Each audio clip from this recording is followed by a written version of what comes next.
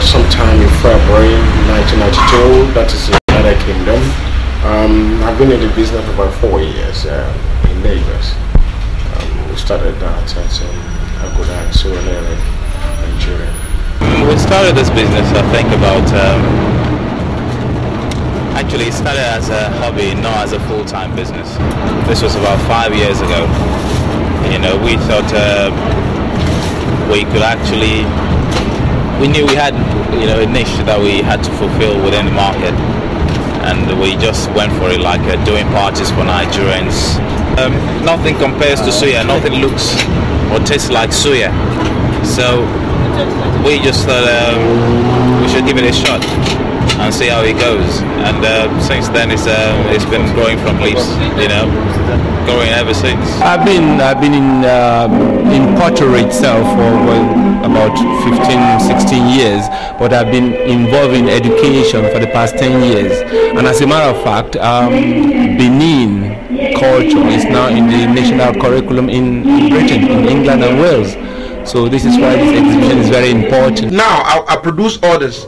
That's my major thing now. I produce African artists in African music and gospel music. I have a production company over here, which we have released 2, 3, 4, 5 artists on our label. So which I've written the songs, I did the arrangement, and got the best artists to do the work for them. So basically that's what I'm doing. Children of nowadays who don't know their history anymore. Why don't they know their history? That's because they were born and bred here and they've never been to their country before. So what I've tried to do is let them know about their history, let them know about their roots, and know also that Africans, African Americans and Afro-Caribbeans have contributed a lot to history. Been in this business for the past 2 years now. The organization was set up 2 years ago. Crash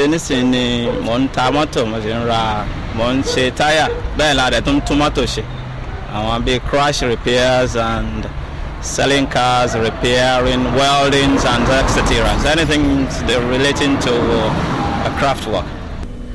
Well, we've been doing very well in the sense that we've been training people into doing textile designing as well as working in schools, and we also sell some of our designs.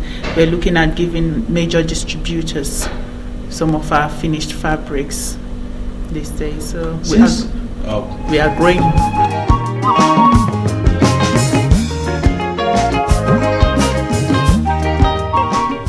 Yearly, I release predictions for the Nigerian scene. So I think that has brought my name to become a household name throughout the news and chorus of Nigeria, because every year, at the end of the year, people want to know what Professor Gospel Awoyewole has got in store for us. Myself and Professor Kunzwa, in the early 60s, were the first to start predictions in the country. We opened up about 3 months ago. We supply, we're an international company, Video World International, that incorporates videos from around the world. Mainly we do a lot of African videos, because we feel that we should promote Africa, and also in this area there's a lot of African people that want to that mix a lot of their cultures back home, and they get them from the video. I grew up partly in Nigeria and in the UK. I come from a Christian background, and that obviously reflects in my music. I came here in 1983 to study law, and to certain extent I qualify as a lawyer at the moment, and at the same time I'm doing fashion business because I learned that in Nigeria, and that is what we have been doing together with my wife. We started June 1992 from Mystery Market, pulling the table in an open market, but luckily we got in the market in November 1992. We sell Nigerian video tapes, audio tapes, CDs, records, African cosmetics, Afro-European cosmetics, costume jewelry, hair accessories. But I would say mainly we are into video productions, CD productions. We do promote the artists. It's very difficult for any Nigerian now to open a bank account or a building society account if you are a Nigerian holding a Nigerian passport. Like not wearing shoes, they believe Nigeria or Africa is a hot country, and by not wearing shoes is part of the culture of the people.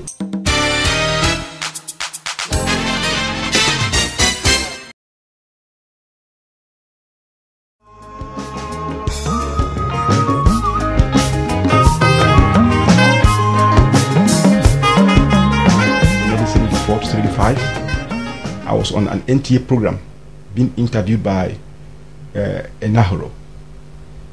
The interview was just on Lagos scope, what is going to happen, what is going to pass, the shape of events to come.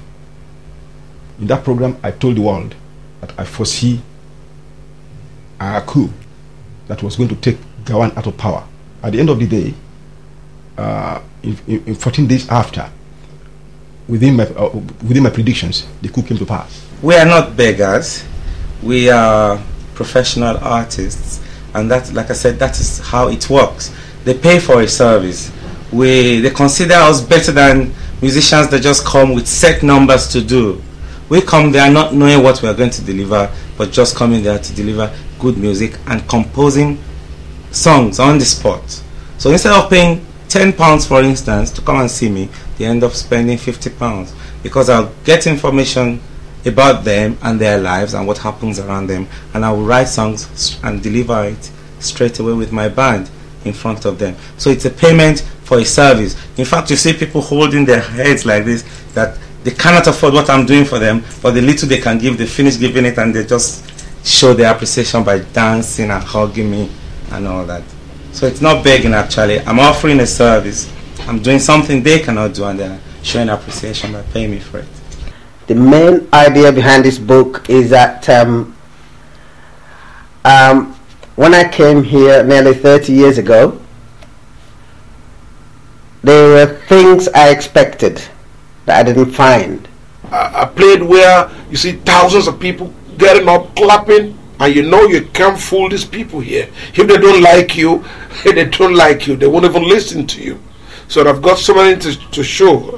In my last concert was 8 European countries tour, which was a very big success. And I sat down to try and give brief information to the would-be immigrants, so that when they come here, before they come here, they know what they expect and stop being shocked and disappointed.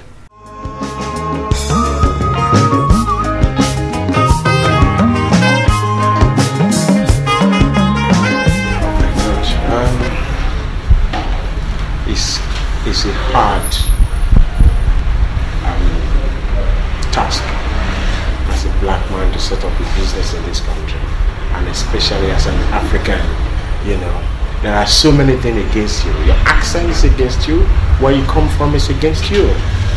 But if you are the determined type, I've been here for about 13 years now, you know, so I've known the in and out of the way they operate, you know, so I'm able to crawl into them and have a little bite of the way they do things. So it's difficult to set up a business, but if you are determined, you will get there. We do a bit of deliveries right now, but the thing is we're actually getting Nigerians into the culture of ordering food over the phone, because most Nigerians don't really do that. Quite honestly, they don't, because they don't.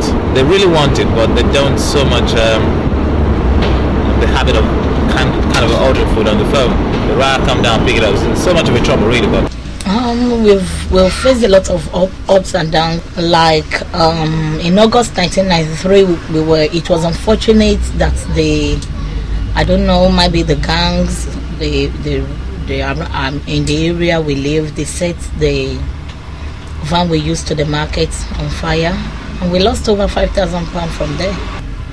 Along the line again, not even up to 6 months. I was even in America when it happened. I have to travel back home to London.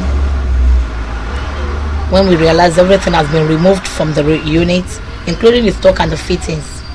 There are a lot of them. It's very, very difficult if you